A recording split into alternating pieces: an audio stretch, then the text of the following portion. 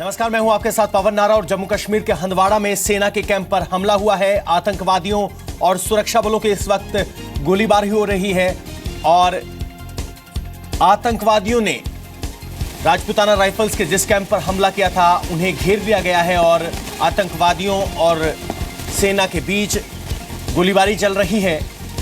बताया जा रहा है कि सीआरपीएफ, जम्मू कश्मीर पुलिस और सेना तीनों का एक जॉइंट ऑपरेशन इन आतंकवादियों के खिलाफ चलाया जा रहा है। हंदवाड़ा में सेना के राजपूताना राइफल्स के कैंप पर सुबह हमला हुआ था। संतरी पोस्ट पर गोलीबारी हुई थी, जिसके बाद से आतंकवादियों का पीछा किया गया और उन्हें फिलहाल एक बाग में घेर लिया गया है।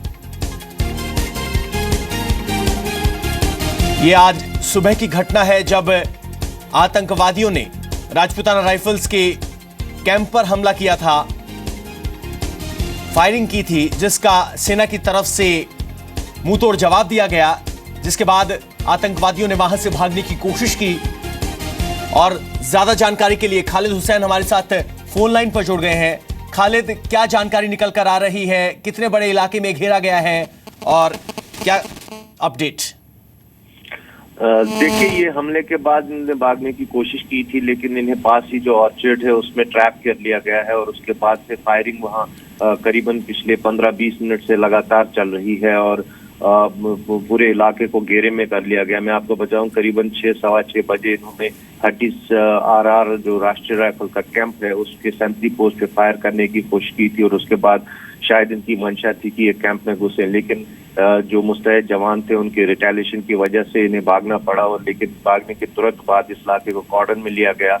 जम्मू कश्मीर पुलिस, सेना और सीआरपीएफ ने जॉइंट ऑपरेशन लॉन्च किया और फिर खबर आई कि उन्हें एक जो ऑर्चर्ड है वहाँ बैक साइड ऑफ कैंप उसमें ट्रैप कर लिया गया और उसके बाद दोनों तरफ से फायरिंग शुरू हुई और कोशिश की जा रही है कि दोनों मिलिटेंट्स को जो 2 की संख्या बताई जा रही है वहाँ ही ऑर्चर्ड में न्यूट्रलाइज किया जाए। और अभी भी जो है इलाके में रुक रुक के फायर हो रहा है और कुछ खबरें ये भी आ रही है कि शायद किसी को गन डाउन किया गया, लेकिन इसकी पुष्टि अभी नहीं हो पाई है।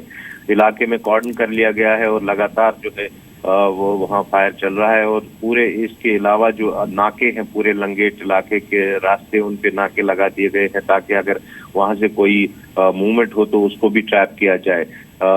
लेकिन ये बात कहने वाली है कि उड़ी हमले के बाद या सर्जिकल स्ट्राइक के बाद एकदम इन सब मिलिट्री एस्टैब्लिशमेंट को इतना अलर्ट कर लिया गया है कि हंदवाड़ा में भी एक सफल नहीं हुए और इससे पहले बारामूला में भी ये लोग सफल नहीं हुए। और आज ये खबर आ रही है कि इनको ट्रैप कर दिया गया है और शायद ये वही 2 मिलिटेंट हो सकते हैं जिन्होंने बारामूला में कोशिश की थी अटैक करने की। और क्योंकि ये इलाका सटा हुआ है और एक दूसरे से मिलता है, एक ही रास्ता है।